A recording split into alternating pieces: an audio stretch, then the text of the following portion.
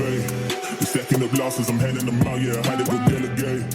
It feel like I'm floating, I'm lost in the moment, that's why I couldn't levitate. They never believed that I would really fly, I had to go demonstrate. I had to set them straight. When you elevate, they're stacking up losses, I'm handing. What's up, guys? Welcome to another episode of the Mindset Cafe podcast. As always, it's yours truly, Devin Gonzalez. Today, we actually have a special guest, Justin Prince. He is the author of Be the One, and he has multiple companies that he has taken into the millions with sales, into the billions. But bringing him on today for the Mindset Cafe, it really is about his book and about his social media presence and the keynotes that he does speak at. He is a wealth of knowledge, and I've been so excited to bring him on today. So thank you so much, Justin, for hopping on with us. Devin, it's an honor to be with you, brother. Appreciate the invite, and I'm fired up to see if we can add some value to your people. Oh, I already know that you have tons of that. So, I want to start off with your book, Be the One. One thing that did stick out to me that I think was one of the reasons I got it right in the beginning, because the logo itself with the one, it kind of tied into my logo too. But how did you come up with Be the One? Like what came about that title? Yeah, so it was really two things. As I look back at my journey, came from a divorced family at age 12. We moved 13 times in the 7 years to the teenage years. I have no college education. I have really no professional background. I was making pizzas. I was doing construction. I worked at a mall kiosk selling animated Bible videos. So I went from that to, building multiple multi-million-dollar businesses. And, my last business did $2.5 billion in revenue. And I just said to myself, how the heck did this all happen? How did this all come together? And so the first thing is the one. Success is an identity process, and you'll never outperform the way you see yourself. And so if you see yourself as a loser, you're not going to show up and play like a winner. If you see yourself as a winner, you're not going to roll over and quit like a loser would. And so it was this idea that once you realize who you really are, you realize that you're the one. You realize that if you were to take your parents and your grandparents and your great-grandparents and your great-great-grandparents, the last 12 generations was 4,094 people. So 4,094 people from all over the world came together to create you. You are the one. You're the one these folks lived for and bled for and cried for and died for and gave everything they had for, was for you to be the one, for you to have this moment. The second part is not to become the one. You recognize, I'm the one. But then the second thing is to be the one. In other words, to step into it today, to be the best version of yourself today, to go from the person you are to the person you were born to be. So I wanted to give tactical, practical steps, like formulas and frameworks, like all this kind of knowledge that I've gained over the years, and pour it into a practical roadmap for people to be able to create and to design and to live in an unforgettable life where future generations look up in that family lineage and they say, it was her or it was him. He's the one that changed it for our family forever. She's the one that changed it for our family forever. So that's where the book came from. A little bit of a labor of love. It was something you wanted to kind of get off your heart. And I knew that if I could share the principles that changed my whole life and I could kind of consolidate them and put them into simple action steps, I knew I could change a lot of other people's lives as well. Well, that's awesome. And I want to touch in, you said it, you kind of briefly said it as well, but you go into it in the book about why you said be the one versus become the one. Like if you can explain that. This idea, maybe you've heard the concept. It's like be, do, have. It's like be the person, do the work, have the results, right? And I think a lot of us, we know about the results, we know about doing the work, but we're not clear enough on being. So there's a story, a young man out of Wichita, Kansas, and he's flunking out of school. It's May of his junior year, single mom, and he promises his mom he'll take the SAT test. And if any of you guys remember the SAT test, there's two sides to it. There's a reading side and a comprehension side, and then a math side. And on the SAT test, the max you could score, each side is 800 points each, which is a total of 1,600 points. So this kid goes in, flunking out of his life, takes the test, and he gets the results back, and he's completely stunned. And his results said he scored a 1480. So what that means is this kid's a complete genius, Takes the results back to his mom.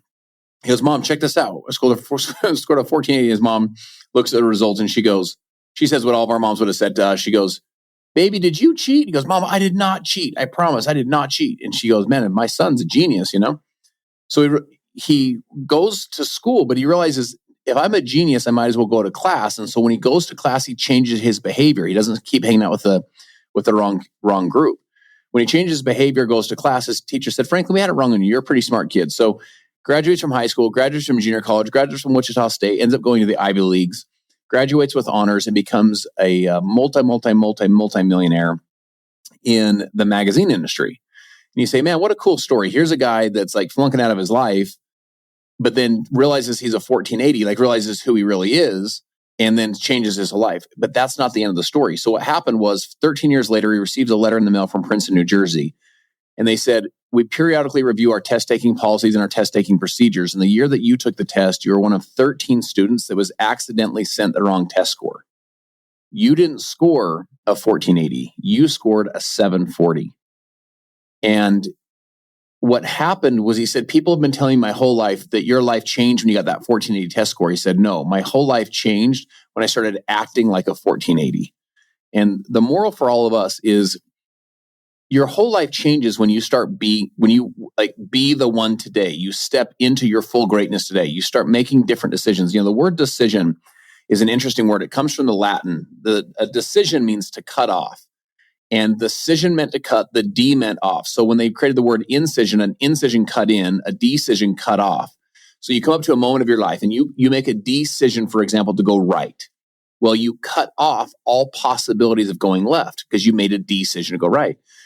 And every decision you've ever made your whole life, whether you're listening to this at the gym, in their car, you're watching us, like when you're consuming this information right now, every decision you've ever made your whole life, every single one puts you into this conversation right now. You made an appointment to be here. Like, you signed yourself up to be this one. And I tell people, you've never been this old before and you'll never be this young again. And you can't always control what happens, but you can control what happens next. Because you can make a new decision. You can make a decision today to be the one for your family, to be the one that changes, the trajectory of an entire generation of people. You say, how many people does it take to break a generational curse? It takes one. How many people does it take to break the chains of abuse or addiction? It takes one. Maybe break the change of consistent divorce within a family lineage. It takes one. How many people does it take to build a financial legacy and teach the financial principles down through a generation? It takes one, my friend. It takes you making new decisions today to be the one today. And so you step into that today. You step into your full potential today. I tell people, you want to create your future with your future, not your past. Create your future with your future, not your past. In other words, most of us create our future with our past failures, past insecurities, past wins, past losses, past self-doubt. You want to create your future. So in other words, the future vision you have of yourself with the future vision you have of yourself. In other words, with the person you were born to be, because you are not who you are. You are the person you're born to be. And in case that sounds cliche, think of it this way. Have you ever looked back at pictures when you were a kid? You were 7 years old or 10 years old. Yes, you were 7. Yes, you were 10. That wasn't who you were born to be. Right? You were born to be the person you were. Maybe you were 17 or 22, and you look back later and you're like, oh man, that's where I was at that point. But that's not who you were. That's just who you were at the moment. You were who you were born to be, is all this potential in you. And so that's who you are. So you start creating your future with that version of yourself, the best version of yourself, and you start being that person today. No, that's huge. And I think people need to realize that just because things have happened to you or you've only done certain things to lead you to this, that doesn't mean that your future is limited to any potential or any circumstance. And you talking about, become the one or be the one. It's, if you're going to be the one, you see yourself in the future, what you want to be, and you don't start planning out the things that you're going to do and you're going to do these things. It's, I am going to be the one. So to be that person, I'm going to do this. I do this. I do this. I do this. Right? If I'm going to be the one that changes, generational, let's say, wealth for my family, then I do this. I start doing these tasks now versus, in the future, and hoping and praying that it happens versus taking action. Absolutely. What was that point for you when, for entrepreneurial sake, let's say, was your first business like a takeoff, or when did you have that shift of, okay, I need to get, in the game and I am going to be the one? Yeah, there's multiple different kind of key moments. I'll give you a couple examples. I remember when I was a young kid, I was an athlete growing up. So football, basketball, track. I used to box. And I want everyone to know the older I get, the tougher and better I was. Okay. So I was like every year that I get older, I was really good at sports back in the day. So I remember my dad used to come to my games. So I remember specifically my ninth grade year, I played up, and played sophomore and JV and so on. My sophomore year, I played up. And so my dad would come to these games. These games are like at 3 o'clock in the afternoon, 4 o'clock in the afternoon. My point is the varsity games were like, let's call it at 7 o'clock at night. People are out of work. Well, these kind of, sophomore games or JV games were, kind of in the middle of the workday. And my dad would come to these games. And I remember thinking to myself, my dad was in kind of land development and home building. And I remember thinking to myself, he didn't have to ask somebody if he could come or not. He could work his schedule around, in this case, around my games or other things that were important to him. And I just remember thinking it's because he was like a business owner. It kind of was like he was like an entrepreneur. Like he kind of rode his own boat, and so it gave him the freedom and flexibility. Now, I'll also say this about my dad, though. I remember I'd go upstairs into the kitchen to get a drink, as a little kid, and it's midnight, and my dad would be on his yellow legal pad notebook or notes, and he'd be sketching out like the numbers and the subdivisions and what he'd have to do to make it work and solving problems. So he also didn't work a 9 to 5 hours either. He was putting in late nights, early mornings, the whole thing. So that was a really interesting example of I want to be like that. I want to be like that, where I have my own kind of freedom and flexibility. I remember when I was 12, my parents got divorced at 12. And I remember the fall as school just started, I was in my 7th grade year. I remember I'm sitting there in class. It was in a math class. I'm looking out the window and I'm just like downloading all this emotions I'm going through. And if you've ever been around a 12-year-old, if you guys remember being 12 or 13, you're not that great at kind of processing all the emotions. You're just kind of feeling them. And it's just a lot going on. It's kind of stressful. There's a lot of pain, a lot of hurt, a lot of confusion, a lot of discomfort. My dad had just moved out of the house, so you now have weekends at your dad's house. And it's just a weird time, right? I'm the oldest at home with my mom.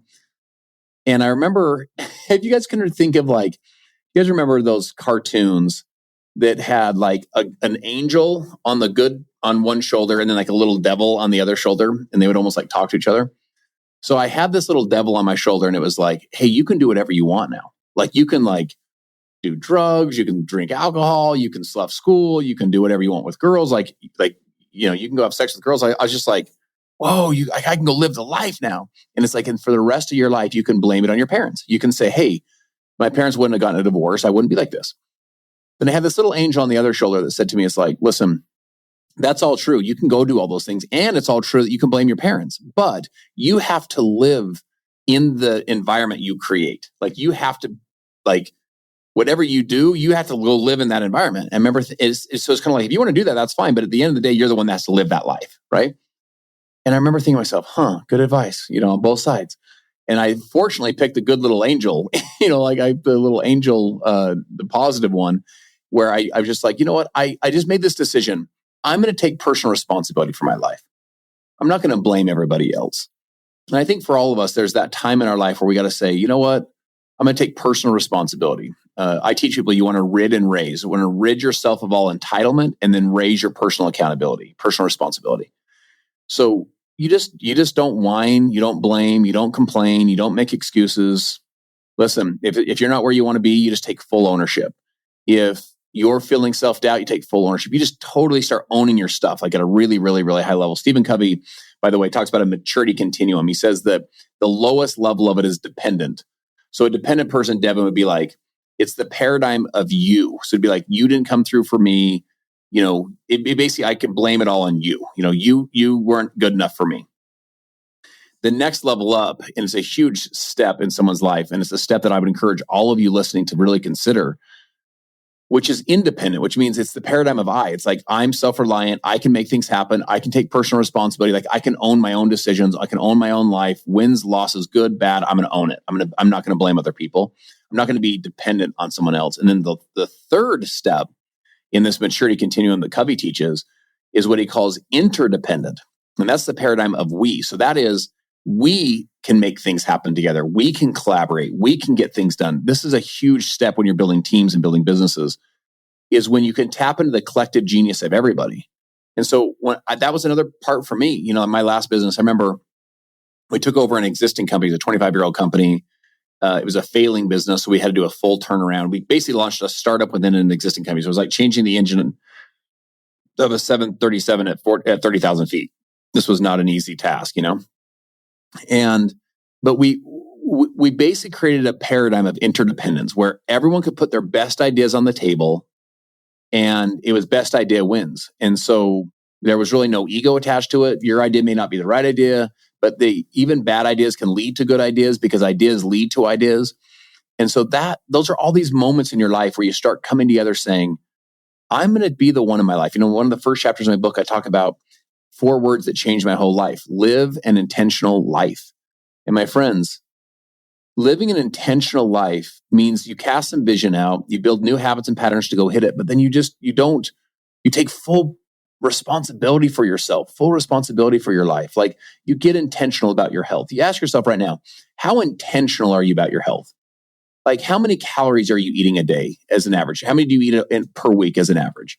Or what is your body fat right now? Or what is your goal? If I said to you, hey, what's your latest goal when it comes to your health? What about like your business?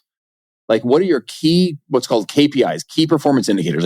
Like do you know the numbers in the business? Like, how many leads are coming in? You know what I'm saying? How many sales are we closing? How many leads are we losing? Like, do you know the numbers? How intentional are you with your business right now? How intentional are you in your marriage? Are you having date nights? Are you making time to communicate? Are you, I just checked this out. I just heard this morning. I thought this was so profound. So check this out when it comes to marriages. So John and Julie Gottman are relationship experts. And they said that they can watch and observe couples for 15 minutes. And with a 94% accuracy, they can determine whether these couples are going to stay married or get divorced, right? Wow. And they say, how would you possibly find that out? And it's because of they notice the patterns of the language. One of the chapters in my book is what I call watch your words. You start to become more aware of your words, more intentional with your words. They said that couples that maintain, so my friend, think of it this way. These are just maintain. This is not growing the relationship, and also relationships not dying. It's just maintaining it. They have a 5-to-1 ratio of positive to negative words. So, hey, baby, I love you. You look beautiful. Thank you so much. I'm so grateful for you. Hope you have an amazing day. Like, thank you for all you do. I think you are incredible. Like, you're giving some positives versus like, gosh dang, it's some tough conversations. This relationship experts can look at a couple and can figure it out. My friends, the same is true for us. It's like, you start being hyper intentional with your words. Like, are you intentional with the words that you're speaking? Are you intentional with the way that you're showing up, your energy? You start living an intentional life, and those 4 words can change your whole life because you start not most people live in a world of reaction to distraction versus a world of intentional creation. They just react. They react to all the distractions of life versus intentionally saying, this is the life I want to live. This is the life I'm going to go create. I'm going to take full ownership of it. I'm going to go, build a plan and make it happen. And that's, again, going back to the book, that's what I want to do is once you become hyper aware of living intentionally, you cast a vision, then from there, it's the steps, it's the strategies, it's the tactics of how to get there. So, all of those kind of key moments in my life were these times where you're just like, you know what? I'm going to be the one that does this stuff. You know what I'm saying? I'm not going to whine and blame and complain my whole life. I'm going to go make this thing happen. My very first business failed. I moved my pregnant wife and our 2 kids into the loft of my wife's parents' garage, working 2 part-time jobs, trying to keep us afloat financially. But all of that stuff was happening, and you're pushing through all that stuff because you're like, I will be the one. I'm going to pull out of this thing, And I just have to say, as I said in the beginning, see, there's just like a well of knowledge. But I think it's huge that what you said about the fact of having taking responsibility for your actions, right? And I think extreme ownership, by like Jocko Willings, like kind of goes into that as well. And he almost, in my opinion, like kind of combines that second and third phase that you're saying. Yes, we can go farther as teams and we can do things and build as teams. But if something goes wrong within the team, you can't blame the team. Yeah. You need to also take responsibility for what happened, and maybe you didn't explain it as well as you could have to the team for them to, continue to grow and so forth. But like you say in the book, and like you just mentioned as well, your thoughts become your actions become your habits, right? And then your habits end up becoming your reality. And I think that people underestimate the power of words, like you're saying, that 5-to-1 ratio. It is true, right? I don't know if 5-to-1 is the exact number, off of, stats, but it makes sense because a negative word or a negative event in your life, right? Let's say in a day, you get into a car accident. You end up talking about that car accident all day long. So 5 minutes of your day, your 24-hour day, you spent all day talking about it when it was only 5 minutes, right? Versus you got a compliment, from someone, it lasts 5 minutes, right? So the power of a negative event or negative words that you tell yourself lasts a lot longer than the positive. So we have to make sure that we're telling ourselves, about ourselves as well as, other events in our lives, in a positive manner so that we can continue those things. I made a post last night as well. When you look for opportunities, or when you think it'll work out, you see opportunities. When you don't think it'll work out, you only see obstacles. Do you think that's true? Yeah, going back to what you said, it's the story, right? So what you focus on, you feel. What you focus on expands. So if you focus on, you do a post and you have 18 comments, 17 of them say, hey, great post, I love it, thank you, keep it coming. One of them says, this is the stupidest post ever and you're a stupid person. And you spend you focus very little energy or time on the 17 positive comments, and you focus a lot of energy and time and emotion on the negative comments. So what you focus on, you feel. And you can give power to words. So if a 3-year-old walks up to you and says, you're stupid, okay, cool. If a 33-year-old says you're stupid, it hurts more. Why? The words themselves were neutral. The words themselves were the same. So what's the difference? What the difference is that you gave more weight to the negative words. You gave more weight to the words of the 33-year-old than the weight you gave to the positive. And going back to your what you shared about, is it an obstacle? Is it an opportunity? You don't see the world as the world is. You see the world as you are. And so you see the thorn, I see the rose. I think it's beautiful. You think it's sharp. It's raining outside and you're grateful and I'm ticked off. The weather didn't change. The flower didn't change. The father is in and out of prison and has 2 sons. The father's strung out on alcohol and drugs. The one son is in and out of prison and strung out on drugs and blames the father. The other son lives a beautiful life, beautiful family, great career, and he blames the father. The father didn't change because you don't see the world as you are. You don't see the world as the world is. You see the world as you are. You see the world on what you choose to focus on.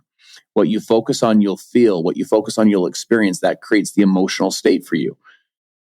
And this goes back to this whole concept of living an intentional life. It's like, what do you choose to focus on? Do you know what I'm saying? Like, what do you choose to find? Viktor Frankl and his family were hauled off into Auschwitz, one of the darkest and worst times in all of human history. And what Viktor Frankl said, he wrote a book called Man's Search for Meaning. He said that no matter what the guards took from him, they couldn't take what he called the gap. The gap is the space between event to response. He got to own the gap or own the space. In other words, he got to redirect what the focus meant to him. And it's just such a powerful story or an illustration or an example of what owning the gap and owning the response is. And that's all comes down to what do you choose to focus on? So in your marketplace right now, so like right now in the world, we have a ton of global conflict. This will be an election year. It's the most divided I've ever seen the country. Now, when I say that, I want to say this. At least the social media algorithms would have you believe and feel that way. I find when I sit down with just friends and we just have a dinner, we're not even that divided. Like maybe we may see things differently, but we can just have an honest conversation and it's all good. And I can respect where you're coming from, you respect where I'm coming from. But when you look at the world from a media perspective or a social media perspective, you start to feel this there's this huge gap in the country. And I share that with you to say that this is going to cause a lot of stress for a lot of people. It's a strange year. Inflation, the blended percentage is still high, although some of the spots have come down. But people that are just living on a day-to-day basis are like, man, I don't really know if I feel like it's coming down for me, dude. Like, I still feel like this is a weird time, weird economic time. So there's a lot of pressure. So what do you choose to focus on? What you focus on, you'll feel. And this is not just positive thinking stuff. This is like, you say to yourself, okay, I'm going to find all the things that are right in the world. I'm going to focus on gratitude. The media companies and the people behind the companies, they may not be evil people. They may be fine people, but they're paid just like you and I are paid. They're paid in their case, by advertisers. They're publicly traded companies, most of them. And so they need to get clicks. So how do they get clicks? They don't get clicks with gratitude. They get clicks with fear. And so they, in essence, prey on a primal part of our brain, which is this self-preservation mindset that we have in our brain that says, how do I stay alive? How do I, defend myself, protect myself? And so you have to search for the positive. The weeds grow automatically. You have to pour water on the flowers. And so you have to search for the things that are right in the world. Search for the opportunities versus just focusing on all the obstacles. Search for the things that you can say, you know what, this is why we're going to pull through. I'll share this with you as well. What, your audience, they're leaders. They're making things happen in their life. What people are going to need this year is hope. And the reason they're going to need hope from a leader, from you, and I don't care if it's in your family, I don't care if it's in your business, it doesn't matter if it's in your church, like just these different areas that you have influence, people need hope. What does hope provide? It provides an answer to a question that you're going to want to know. The question is this is what all kids are asking to their parents subconsciously. It's what the teams in the business are asking to the leader subconsciously. It's what, all of the people in the community are asking to you subconsciously. And the question is, will it always be this way? If we focus on it's always going to be this way, we make very different decisions. If we focus on best days ahead, if we focus on the sun's coming up in the east, if we focus on our brightest, best days are ahead of us, it's not always going to be this way. The marriage won't always struggle. The business won't always be down. Well, that provides hope. Hope is a powerful thing for people. Hope can pull people through. So as a leader this year, you need to be answering the question, will it always be this way? And providing hope to say to people, no, we're going to get through this thing. This is all going to come together. So that's how I would encourage you guys to be thinking about it. What you focus on, you feel, and you want to say, I'm going to go find the opportunities versus find all the things wrong in the world. I'm going to find the things that are right because they're both always there. I'll share one last stat with you. So the University of Pennsylvania did a 22-year study with 350,000 people. So Devin, check this out. They said that there was a thinking pattern that began to emerge with all of the successful people. And they said the thinking pattern was that these people were optimistic. They were optimist. And they said there was two characteristics they had. Characteristic number one is that the optimistic people had what they called unrealistic expectations that they were going to be successful. How interesting is that? Like someone studies them and they're like, man, I don't know. I think it's pretty unrealistic that you're going to pull this off, but these optimists go pull it off. It's okay if people think, you're unrealistic or that you have unrealistic expectations of what you're going to do. In fact, it's probably a sign of that you're heading in the right direction, right? Second characteristic is that they tried new things until they succeeded. So the word until can guarantee your success. That's a word you want to underline and you want to star and you want to circle. The word until. The word until can guarantee your success. Augmandino says, I will persist until I succeed. Most people persist until it's hard. They persist until the client quits. They persist until the weather's bad. Not you, my friend. You persist until you succeed. Meaning, you don't keep being in your head against the wall. I'm all about adjusting, adapting. Maybe you try and go over the wall, under the wall, around the wall, to the left, to the right. Maybe you try and find the weak spots in the wall, get a team to find the weak spots. Maybe you get better tools. But man, you're gonna go through the wall. Why? Because you're going to persist how long? Until you succeed. And that's what the optimists do. They just have this amazing way of seeing the world maybe a little even better sometimes than it is, right? Call it as it is and then see it better than it is. And then they keep persisting until they succeed. Wow. I mean, that's so true. It's one of those perspective changes that, you're looking at the world and you're seeing things. It's like until is basically like saying, I haven't done it yet. You're not saying I can't do it. I haven't done it. You're saying I haven't done it yet. Yeah. Right. And reality is just through the eyes of the beholder in the sense of perception. So your perception of the world is your reality of the world, like you said with the media and everything. So what you put into your mind through what you hear, who you talk to, everything like that, what you look at and watch is going to be your reality, right? What do you do to try to limit the negativity that you are subject to? Yeah, so we talked about this a minute ago, that the weeds grow automatically. Like the weeds grow in the middle of your concrete on your driveway. You're like, how did that get there? The flowers, you have to nurture the flowers, pour water on the flowers, be intentional with the flowers. So one practice that I've done I'll give you a couple practices. First thing that I've done is I deleted all news apps on my phone. I don't have any news apps on my phone. I did this years ago because I found myself again, the news is not meant to inform you. It's meant to startle you. It's meant to kind of, tap into that primal part of your brain of like, oh my gosh, what's happening, right? So that's number one. Second thing is I turned off all notifications. When I go to my phone, I want to intentionally go there versus just like the constant pings. But man, one that I've been doing for years that I feel like has had a huge impact in my life for sure is as soon as I wake up in the morning, I'll pour positive in my mind. I won't do text, won't do email, won't do social, won't do anything on my phone other than I listen to like an audible book, right? Like my book right now, you can go get and just you start pouring that into your mind first thing in the morning. I use that as an example to say your brain works on wave cycles. It works at 10.3 wave cycles per second early in the morning. In other words, it's the most rested early in the morning. So your subconscious mind can absorb at a more unique level early in the morning than it does later throughout the day. So I tell people, you want to listen with what I call relaxed belief, believing that it's possible for you. You start pouring positive things in your mind. So before you start reacting to your phone, like reacting to the text, reacting to the email, reacting to social, reacting to the news, reacting to the world. No, you are pouring proactive into your mind. So you start to pour all of the things into your mind of like, yo, this is how I'm going to show up today. So you're pouring positive in. I've done that literally, no kidding, for like 23 years in a row. And at some point, that positive starts to, it starts to have an impact. It starts to kind of change, literally change the mindset. Here we are in the Mindset Cafe, right? If you want to change your mindset, you've got to proactively pour positive into your mind. It won't happen automatically. It won't, like, success will not attack you.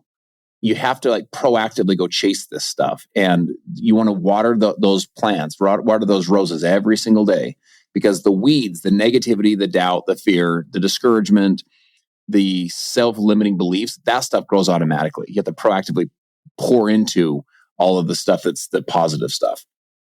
Wow. I mean, that's awesome. That's so true. And actually, I will say that has made a difference in my life as well.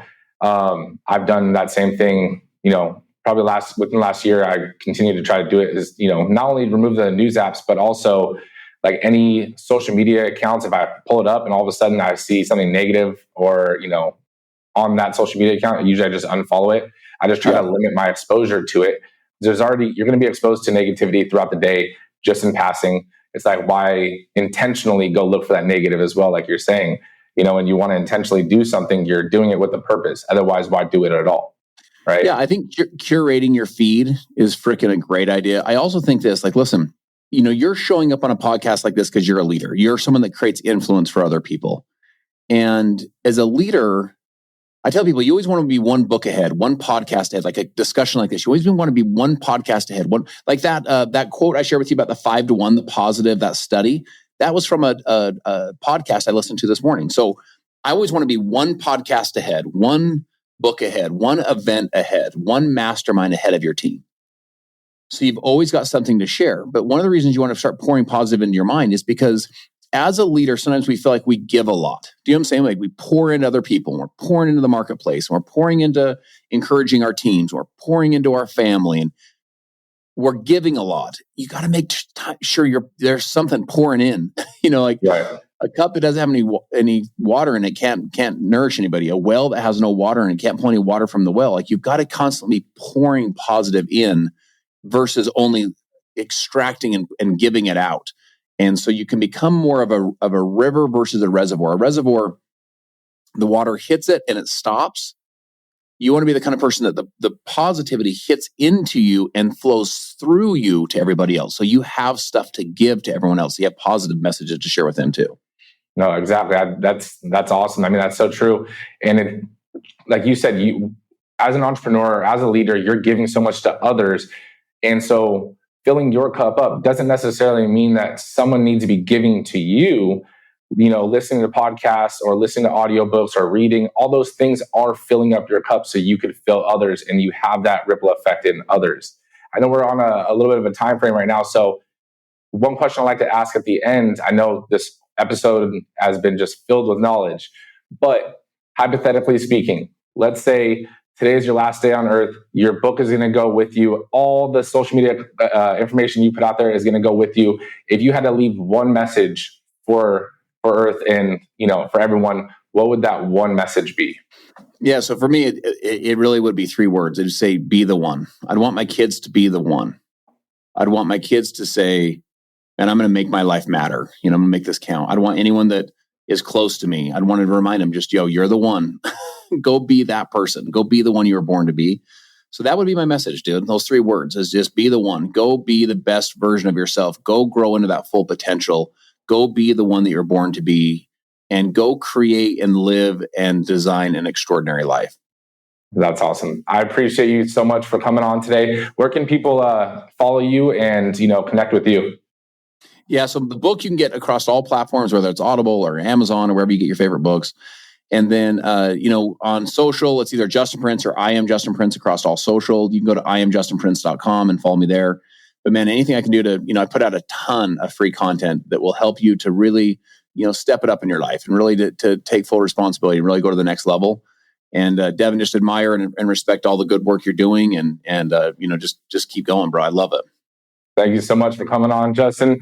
And until next time, guys, make sure you guys like the podcast, share with a friend, and definitely go get the book, Be the One.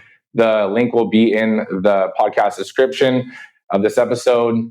I highly recommend it, and definitely follow Justin. I follow him, and I can vouch for everything he is saying. Thank you so much, Justin. Until next time.